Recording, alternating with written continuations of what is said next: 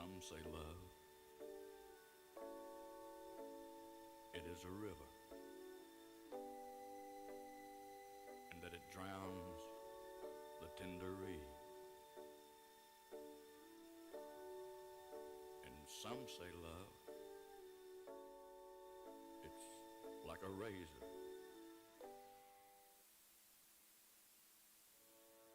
your soul to bleed. Some say love, it is a hunger, an endless aching need. I say love, it is a flower, and you, its only seed.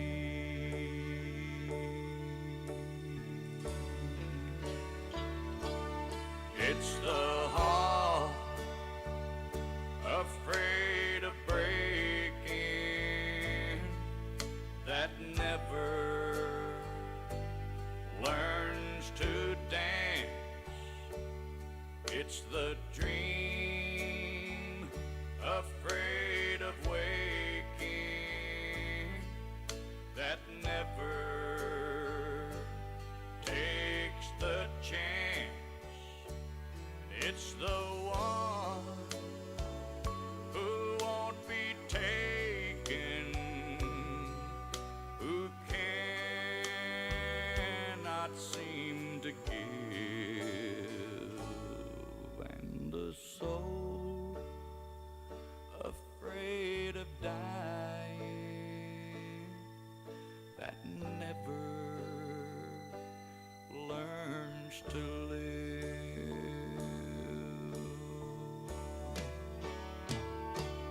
When the night has been too lonely and the road has been too long, and you think that love is only for the lucky and the strong, just remember in the winter, far beneath the bitter snow, lies the sea fed with the sun's love. In the spring becomes the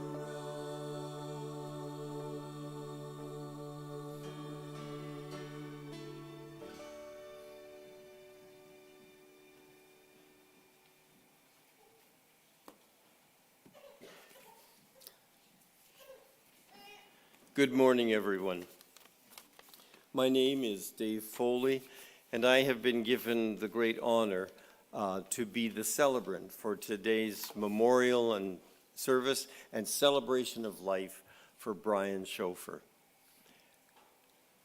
Thank you so very much for attending here today. And I say that on behalf of the family. We realize that your presence here is a mark of great respect for Brian, but just as important, it shows very, very much feeling of support and care for Brian's family.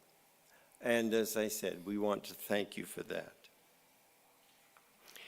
There will be some people joining us online, and I would say welcome to them as well.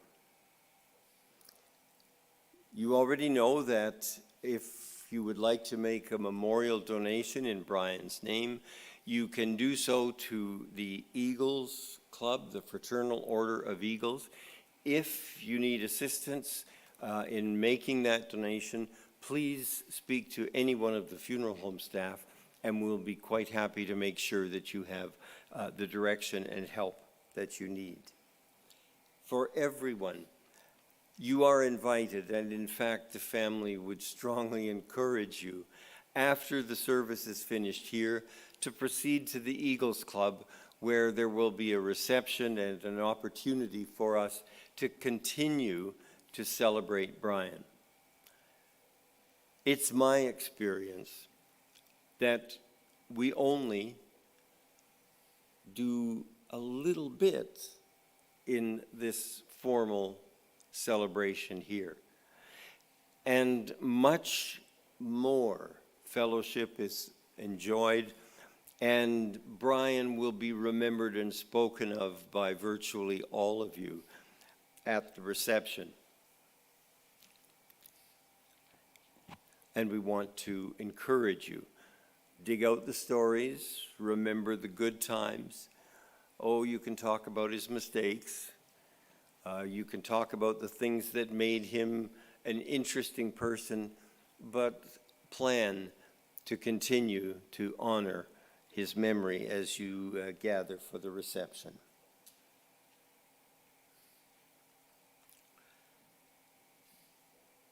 I'm going to ask you, please, to let yourself relax.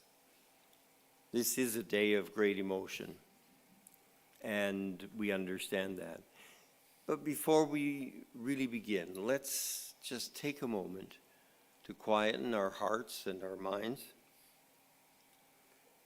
I'd like to read for you something that seems to me to be Brian speaking to all of us. The author of this piece is unknown.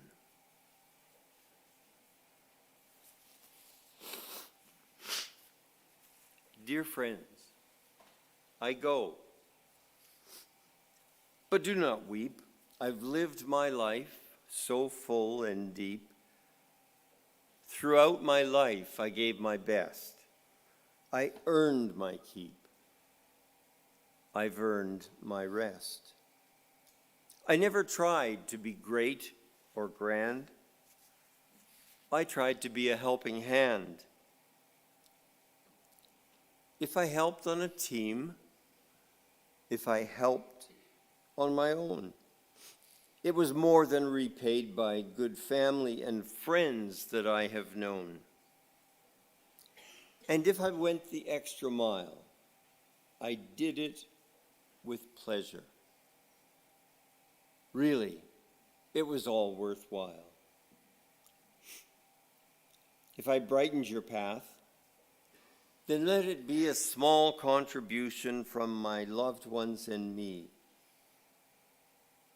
Now, I must leave you and travel alone through a shrouded veil to the great unknown, with such beautiful memories that will forever be the way that I hope you will remember me.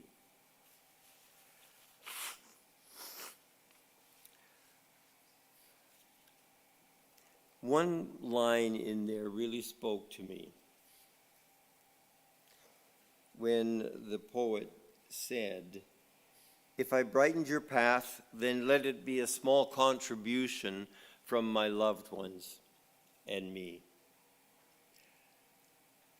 You remember the famous words, "No man is an island unto himself." And that was true for Brian. His family was for him the epitome of the best of life. And for his family, in the words they have spoken to me, I understand that that was a reciprocal feeling.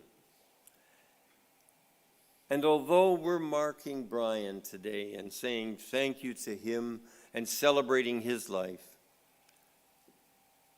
I'm sure that you would want me to say to his family, thank you. Thank you for making it possible for Brian to be a part of so many lives and to be important to so many people. In order for him to do that, there were times when he gave up the privilege of time with you, but you gave him permission and gave him the right to be the strong, caring man that he was. Brian loved music, and one of his favorite songs was Pop a Top. And we're going to listen now as his friends Daryl and Brandon come and present that music to us. Thank you very much.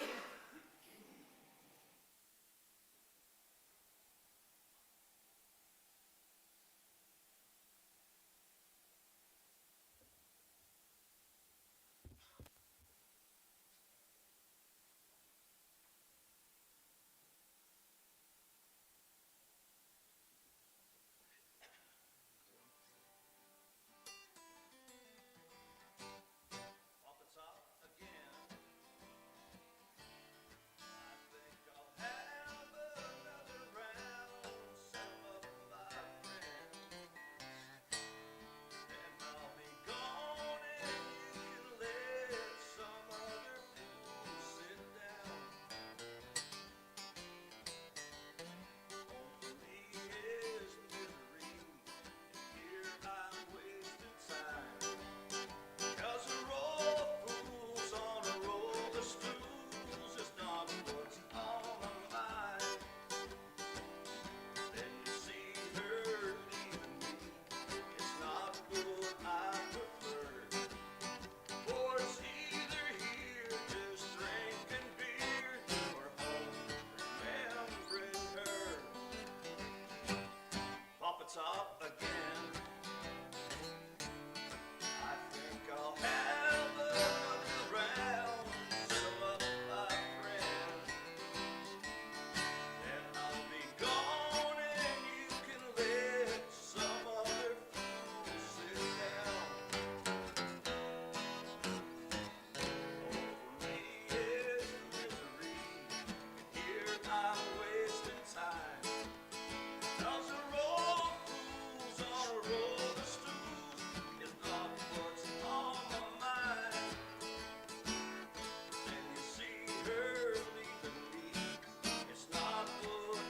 prefer.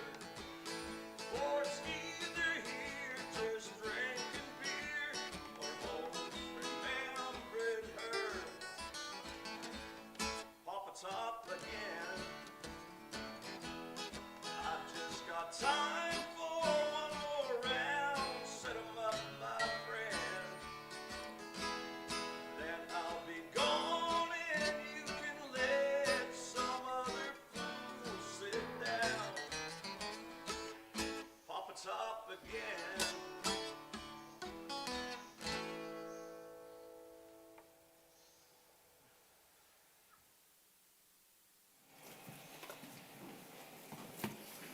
Oh, come on. They were good.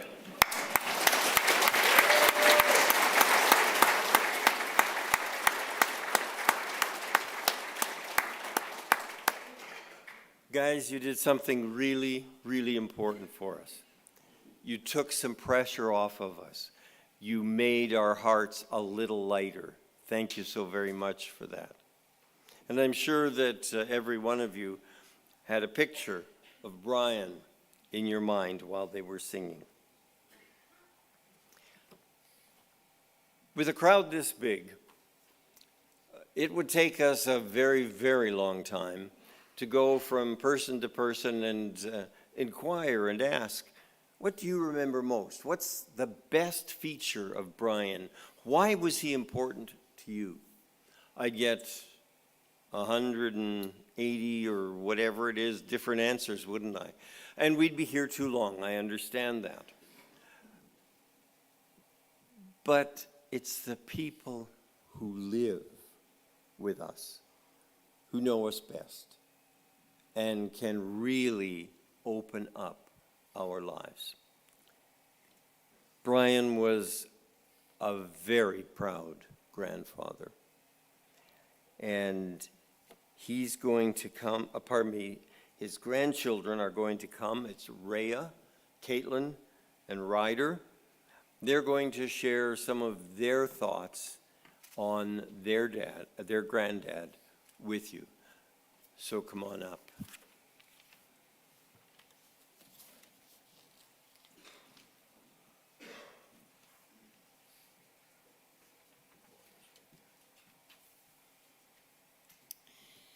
I am Caitlin, and this is Ray and Ryder. We are here to tell a few funny stories of our grandpa.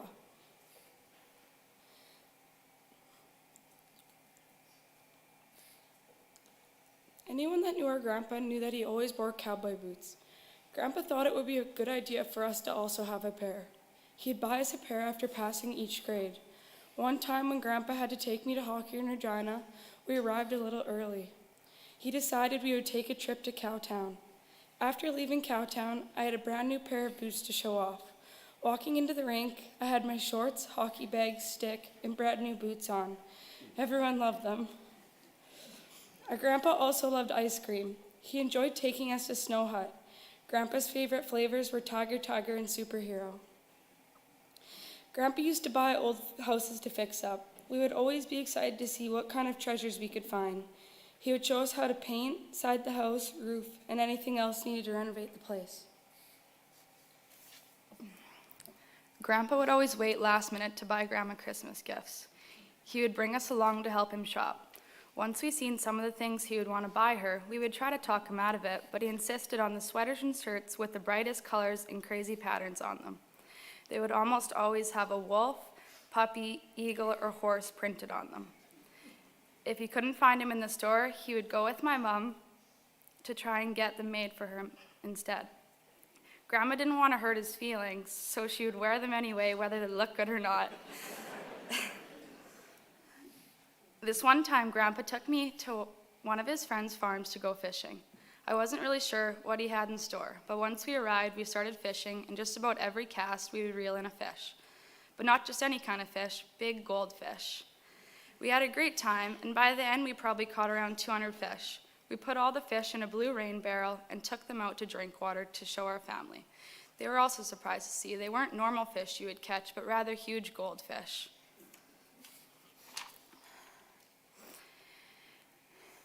Every time we would say bye to Grandma and Grandpa, we would give them a kiss and say, "I love you."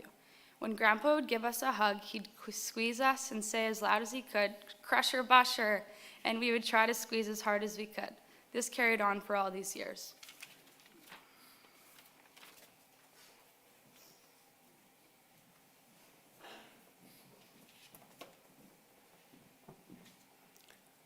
Thank you so very much. How many of you have stood up in front of a crowd this size to speak? And to speak about something that was so intensely personal. I do it from time to time, but I've rarely seen such poise and ability. Thank you to all three of you. Sounds like your grandpa, when he was buying Christmas gifts for your grandma, did what all men forever do, and that is they take somebody along so they've got somebody to blame. Just want you to know that.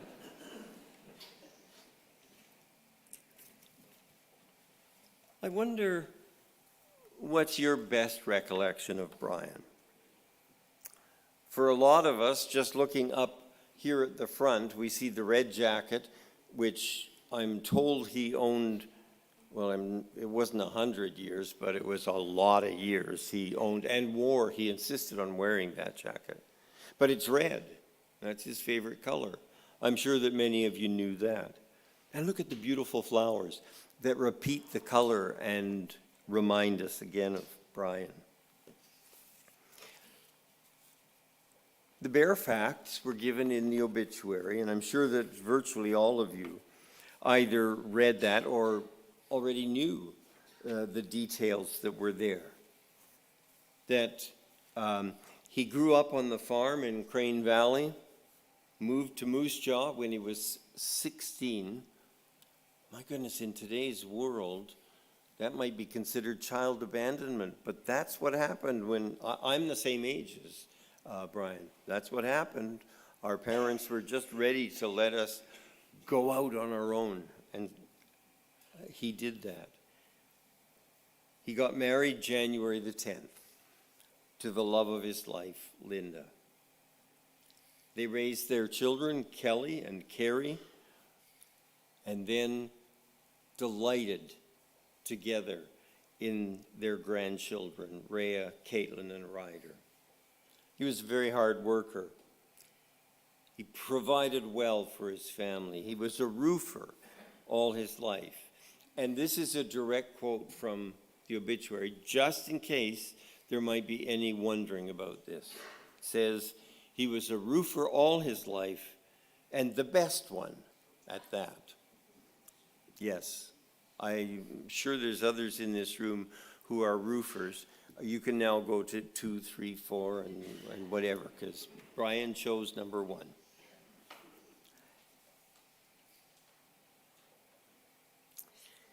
He had a dog. It was a gift to him. I think it was a Christmas gift, Knight, and he loved his dog. He wasn't the first child born to his parents. He was the third, but he was the first son. And correct me if I'm wrong, but there are 12 other siblings.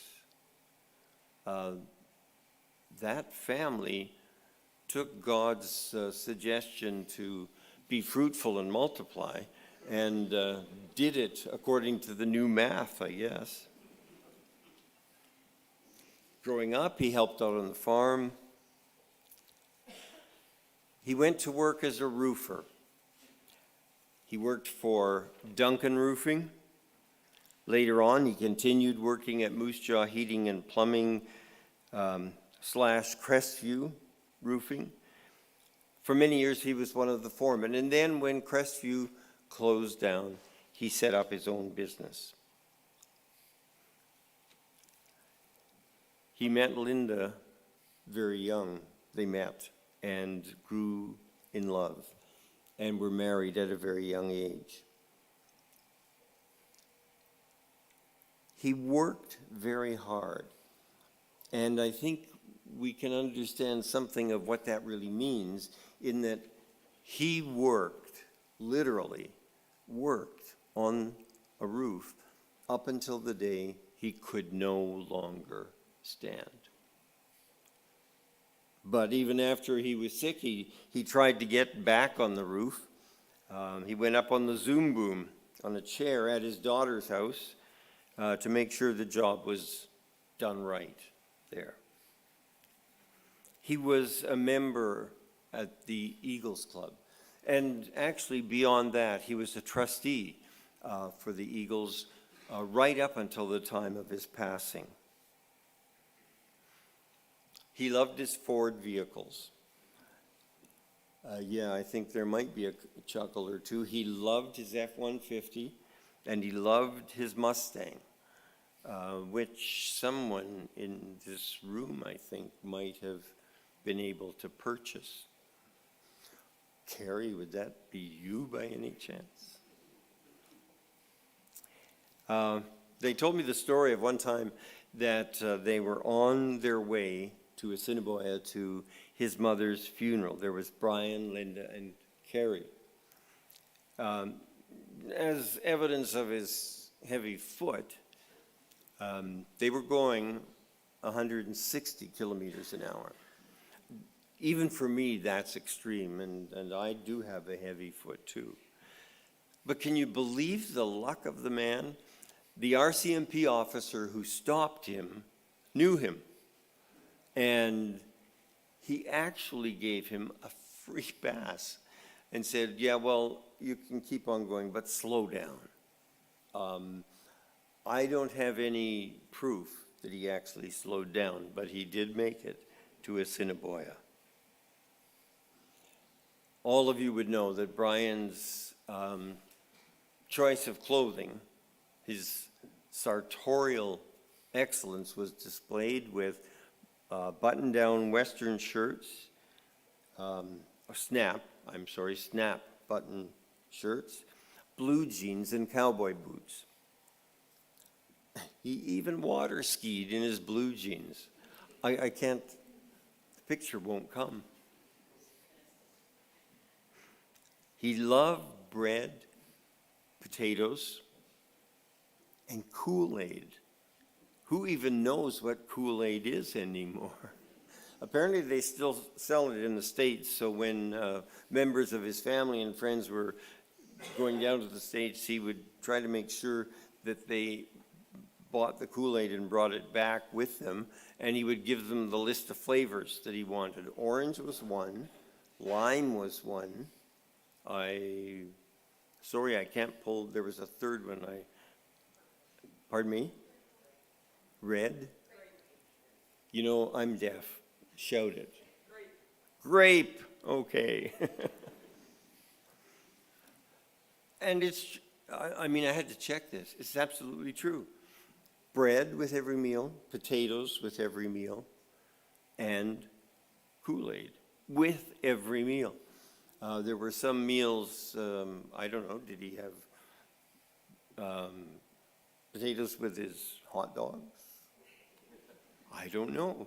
But he made sure every meal had those three things, which I think leads me to believe that we could safely say that Brian was a spoiled husband.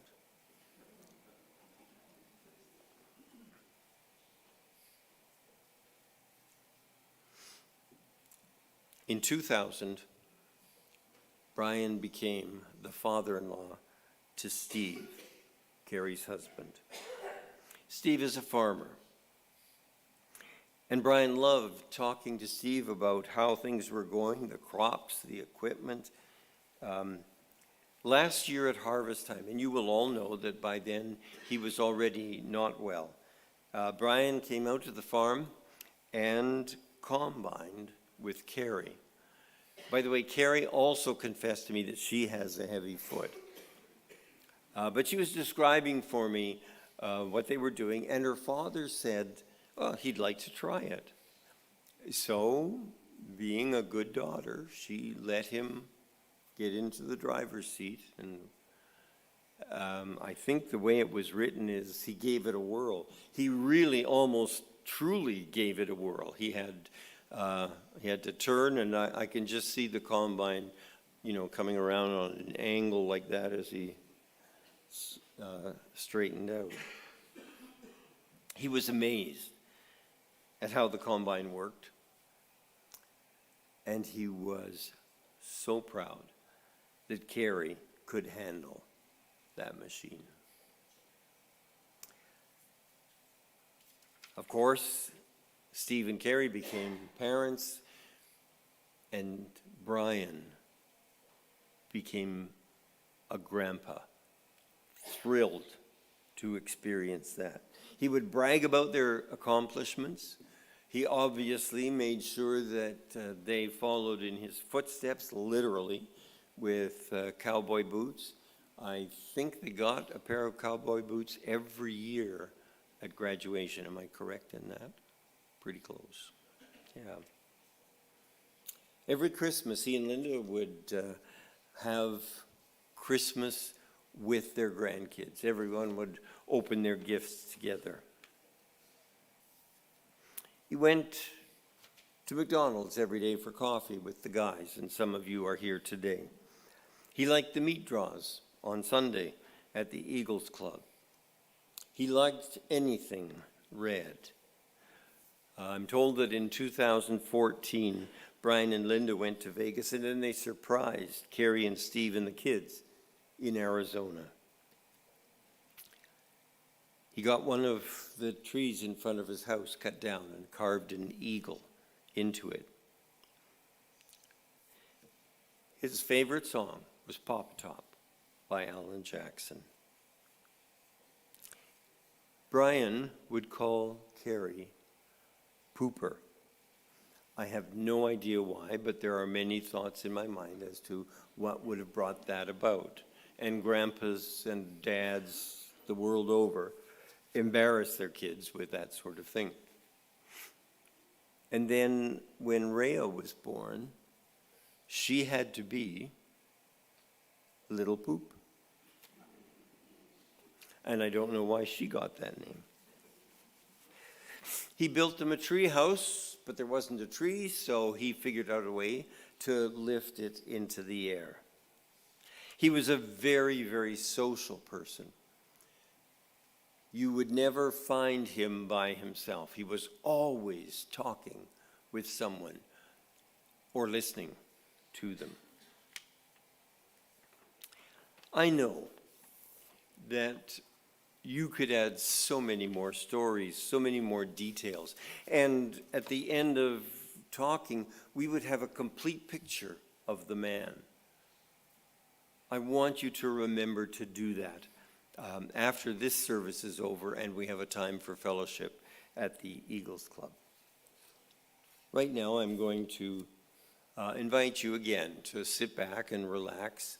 We're going to put some pictures up on the screen. You might see yourself, and I'm sure memories will come back.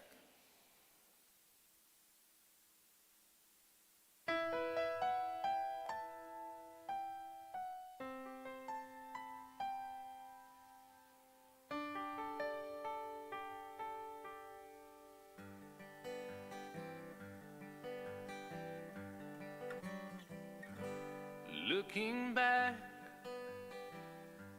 on the memory of the dance we shared beneath the stars above.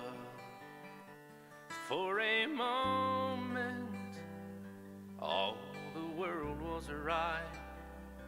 How could I have known that you'd ever say goodbye?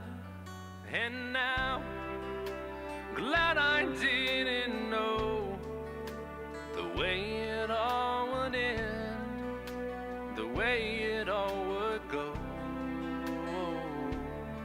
Our lives are better left to chance.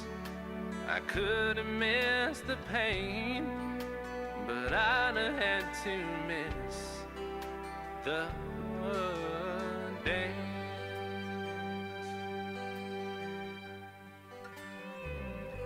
Holding you,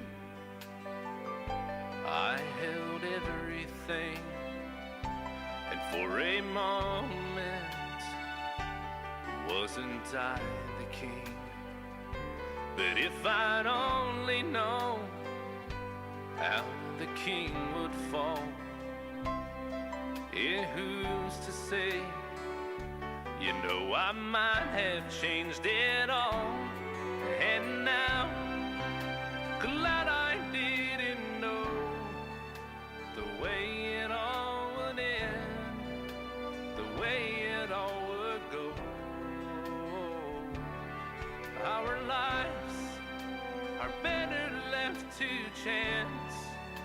I could have missed the pain, but I'd have had to miss the dance. Yes, my life is better left to chance. I could have missed the pain, but I'd have had to miss the dance. Sorry you missed me. I'll get back with you as soon as I can. Thank you and God bless.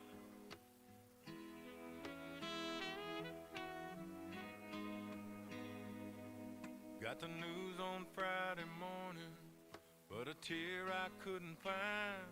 You showed me how I'm supposed to live, and now you showed me how to die.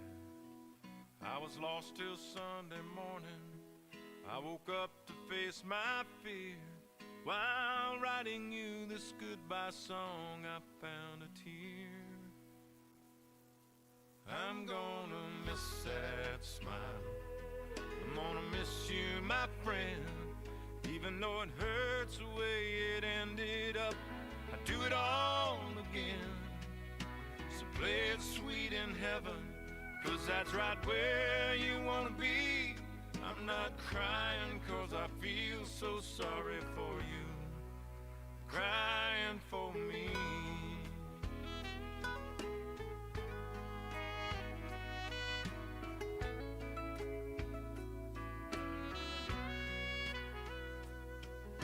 got up and dialed your number, and your voice came on the line with that old familiar message I'd heard 1,000 times. It just said, sorry that I missed you, leave a message and God bless.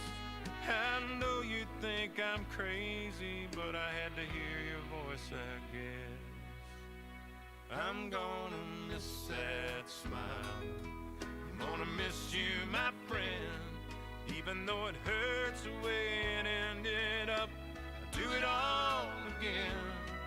So play it sweet in heaven, 'cause that's right where you wanna be. I'm not crying 'cause I feel so sorry for you, I'm crying for me.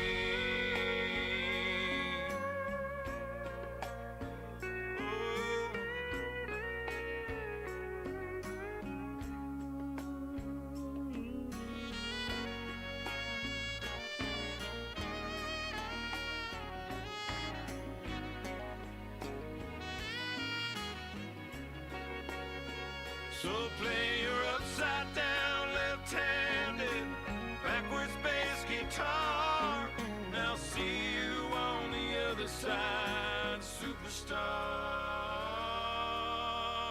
I'm gonna miss that smile, I'm gonna miss you, my friend. Even though it hurts the way it ended up, I'd do it all again. So play it sweet in heaven, 'cause that's right where you wanna be. I'm not crying 'cause I feel so sorry for you, I'm crying for me. I'm still crying, I'm crying for me.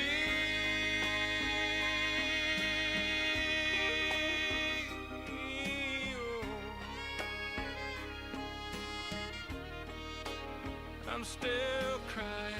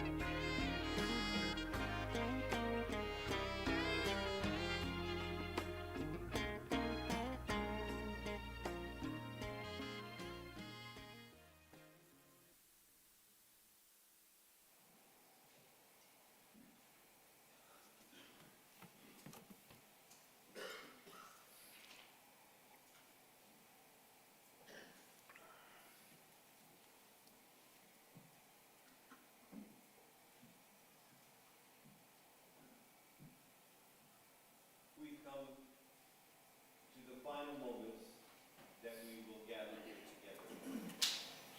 Once again, on behalf of Brian's family, thank you for the care and concern and for the love that you have shown by making time in this Monday to be here today.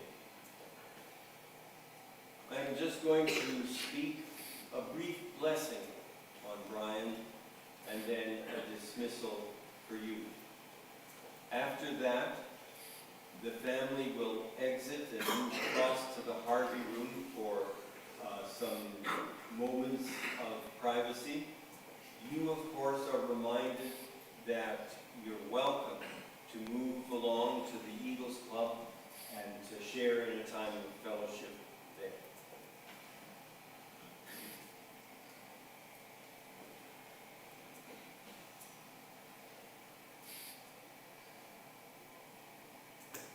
Brian,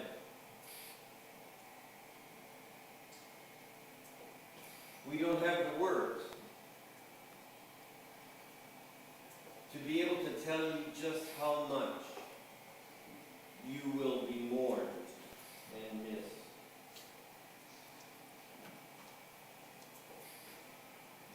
We tell you that no one can replace you. remind you that you are loved and have been loved. We believe that you are in a place of no pain and of peace.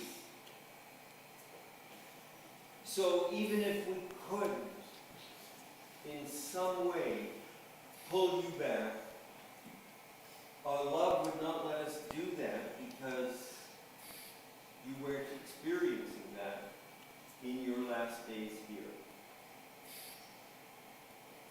We will speak of you often, with love and with joy and with happiness. Oh, and maybe once in a while a bit of criticism. But you won't be forgotten.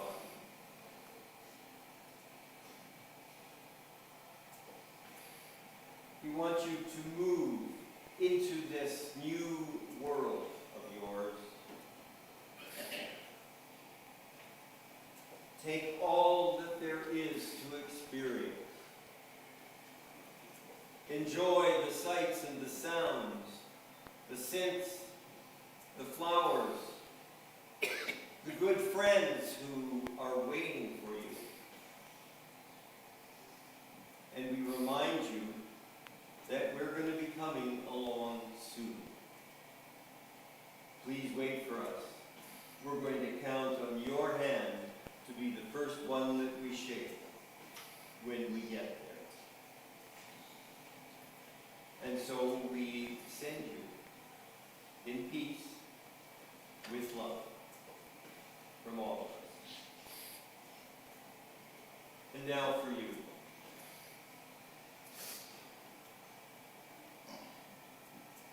I don't know you individually.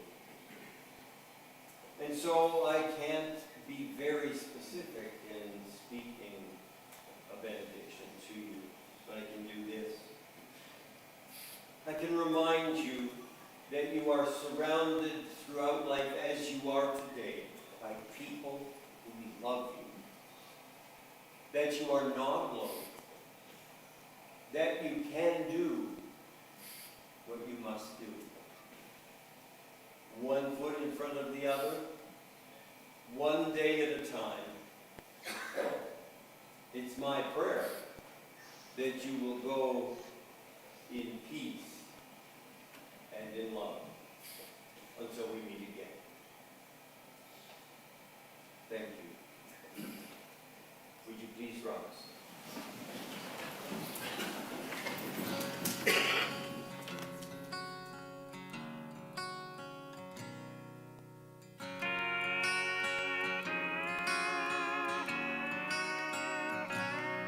I wish girls you love never gave back diamond rings.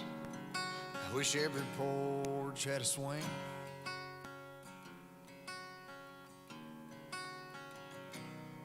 Wish kids still learn to say sir and ma'am, how to shake a hand. I wish every state